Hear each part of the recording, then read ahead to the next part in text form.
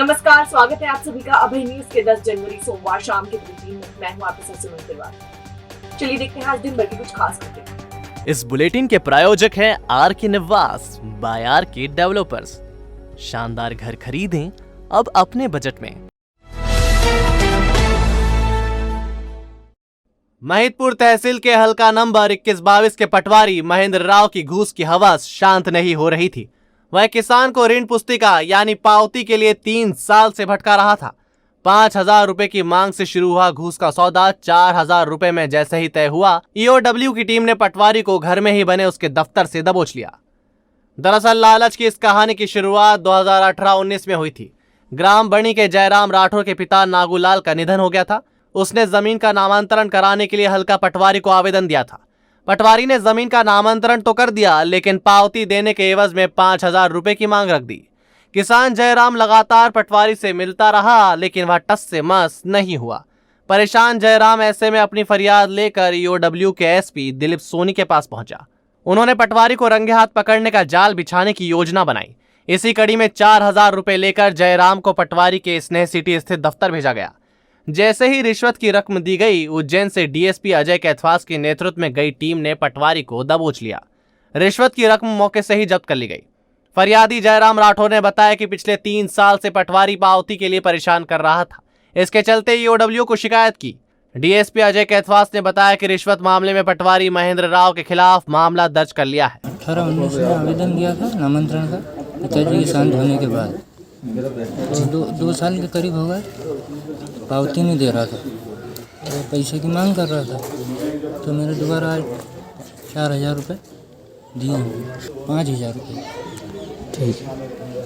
ये ग्राम बनी तहसील महिदपुर के निवासी श्री जयराज जी राठौर हैं। इन्होंने 2018-19 में नामांतरण के लिए आवेदन दिया था। नामांतरण हो जाने के उपरांत भी पटवारी हल्का नंबर 2122 के पटवारी श्री महेंद्र राव के द्वारा ऋण पुस्तिका उनकी नहीं बनाई जा रही थी। काफ़ी चक्कर लगाने के पश्चात भी उनसे 5,000 रुपये की रिश्वत की मांग की गई। परेशान होकर श्री जयराज जी ने आर्थिक अपराध प्रकोष्ठ के पुलिस अधीक्षक श्री दिलीप सोनी जी को शिकायत की। शिकायत की तस्दीक मेरे द्वारा की गई। ये पाया गया कि सही में ऋण पुस्तिका बनाने के लिए पटवारी श्री महेंद्र द्वारा जो है रिश्वत की मांग की जा रही है। उस आवेदन पर से कार्रवाई करते हुए आज श्री महेंद्र को 4,000 रुपये की नगद राशि लेते हुए रंगे हाथों पकड़ा गया है। कार्रवाई चल रही है। कार्रवाई के उपरांत भ्रष्टाचार निवारण अधिनियम के तहत उनके विरुद्ध जो है प्रकरण दर्ज कर कार्रवाई की जाएगी। पंजाब में पीएम नरेंद्र मोदी की सुरक्षा में कथित चूक के 5 दिन बाद भारतीय जनता युवा मोर्चा जाग उठा। सोमवार को मोर्चा सदस्यों ने टावर चौक पर श्रृंखला बनाई और विरोध जताया। कुल जमा 150 लोगों के साथ प्रदर्शन किया गया। इसमें भी सांसद, नगर भाजपा अध्यक्ष और अन्य मोर्चा के प्रकोष्ठों के अध्यक्ष ने आकर लाज बचाई। दरअसल 5 जनवरी को पंजाब में चुनावी रैली को संबोधित करने गए पीएम नरेंद्र मोदी सभा में भीड़ नहीं आने से लौटते समय एक फ्लाईओवर पर 20 मिनट तक फंस गए थे। तब आरोप लगाया गया था कि पीएम की सुरक्षा में भारी चूक हो गई है। हालांकि अब यह मामला सुप्रीम कोर्ट की निगरानी में है। उसी दिन से भाजपा इस मुद्दे पर अपनी राजनीतिक रोटी सेक रही है। इस कड़ी में सोमवार को भारतीय जनता युवा मोर्चा के सदस्यों ने मानव श्रृंखला बनाई। करीब 10 मिनट तक चले प्रदर्शन में बमुश्किल 150 कार्यकर्ता उपस्थित थे। भाजपा नगर अध्यक्ष विवेक जोशी ने आरोप लगाया कि पंजाब की कांग्रेस सरकार ने पीएम की सुरक्षा में गंभीर चूक की है। इस सरकार को तुरंत बर्खास्त किया जाना चाहिए। आज भारतीय जनता युवा मोर्चा के द्वारा मानव श्रृंखला बनाई जाए करके विरोध प्रदर्शन किया जा रहा है। राष्ट्रपति महामहिम राष्ट्रपति से मांग की जा रही है कि जहां पे प्रधानमंत्री जी की जान को खतरा हो सकता है, सुरक्षा नहीं हो सकती, तो वहाँ पंजाब की जनता की क्या हालत होगी। इसलिए वहाँ तुरंत प्रभाव से राष्ट्रपति शासन लगाया जाए और कांग्रेस की पंजाब सरकार को बर्खास्त किया। कुत्सित मानसिकता को लेकर के कांग्रेस की पंजाब की कांग्रेस सरकार ने जो हरकत की है, उसके विरोध में आज युवा मोर्चा के द्वारा यह मानव श्रृंखला बनाकर विरोध व्यक्त करने का कार्य किया गया है। और इतनी खतरनाक स्थान पर इस प्रकार की लापरवाही किसी बड़े षड्यंत्र की तरफ इंगित करती है, जिसकी जांच चल रही है।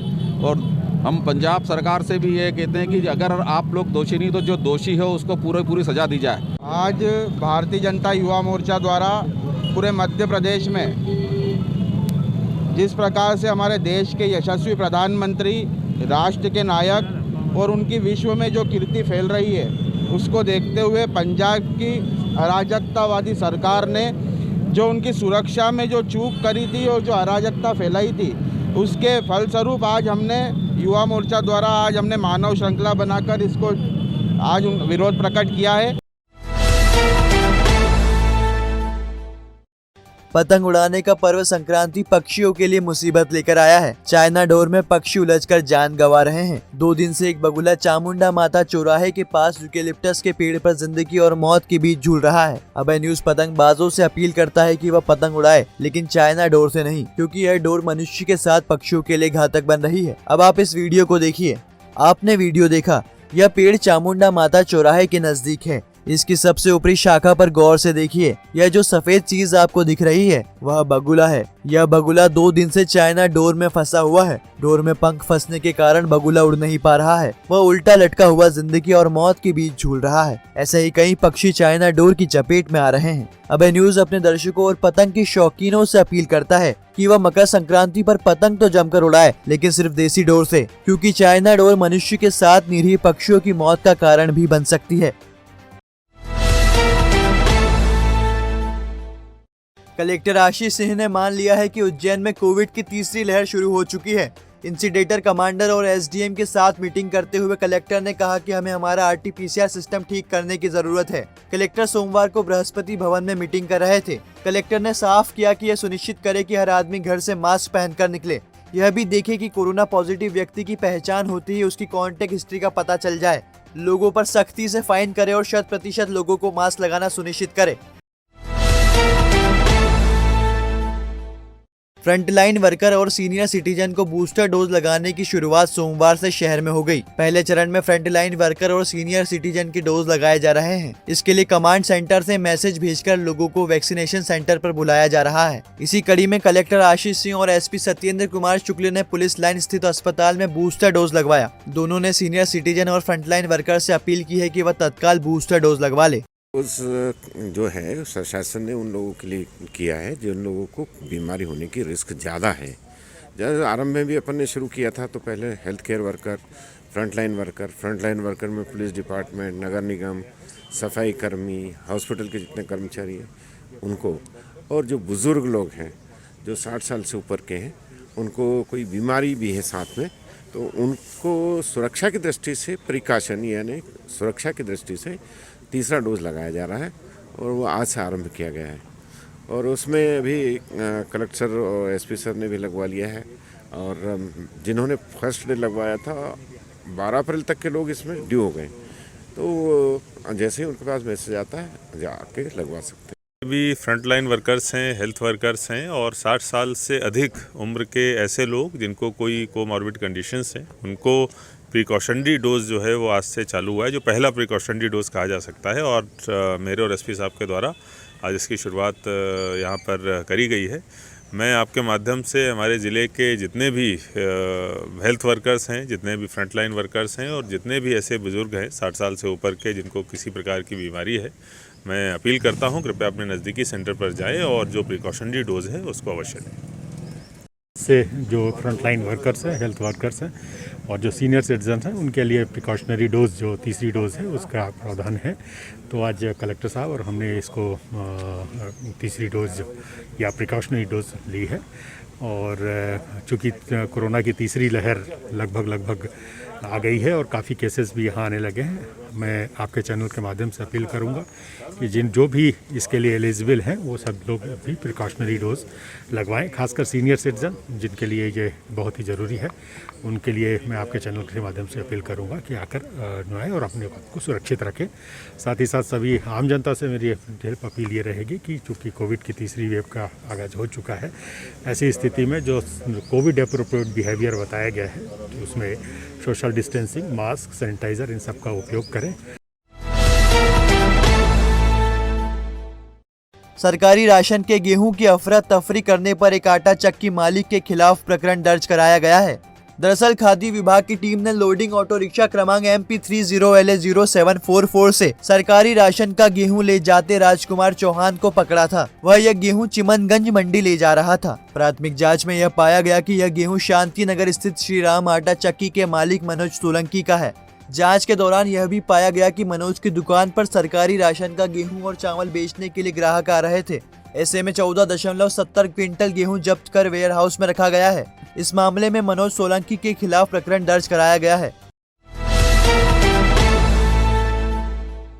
2 दिन पहले हुई ओलावृष्टि ने फसलों को बर्बाद कर दिया है। इससे किसानों को काफी आर्थिक नुकसान पहुंचा है। सोमवार दोपहर ब्रजराज खेड़ी, गोंदिया, लेकोड़ा, हासमपुरा, टकरावदा, हमीरखेड़ी, भेरूखेड़ा सहित अन्य गांवों से करीब 800 किसान कोठी पैलेस पहुंचे और प्रदर्शन किया। इससे पहले किसान कलेक्टर बंगले पर एकत्रित हुए और रैली के रूप में कोठी पैलेस पहुंचे। किसानों का नेतृत्व भारतीय किसान संघ के आनंद सिंह आंजना, भगवान सिंह ठाकुर और अरविंद आजना ने किया। अरविंद आजना ने बताया कि ओलावृष्टि से लहसुन, गेहूं, चना, आलू, प्याज आदि फसलें पूरी तरह से बर्बाद हो गई है, जिससे किसानों को काफी नुकसान हुआ है। किसानों को तत्काल मुआवजा और फसल बीमा की राशि दी जाए। उन्होंने कलेक्टर कार्यालय में एसडीएम गोविंद दुबे को ज्ञापन भी सौंपा। एसडीएम ने किसानों को आश्वासन दिया कि 2 दिनों में सर्वे करवा लिया जाएगा। और अब खबरें दे दनादन।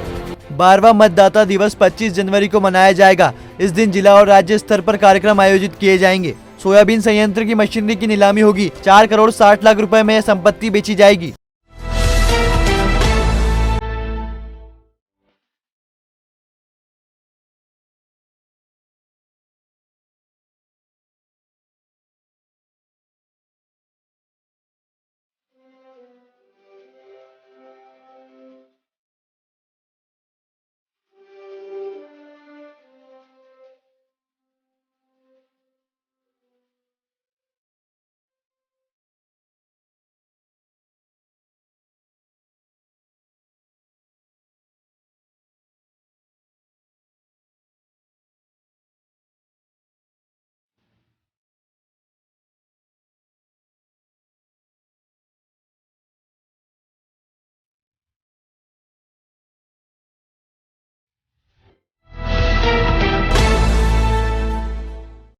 तो आपने देखा अभय न्यूज का आज का बुलेटिन। कल फिर मिलेंगे इसी समय। नमस्कार।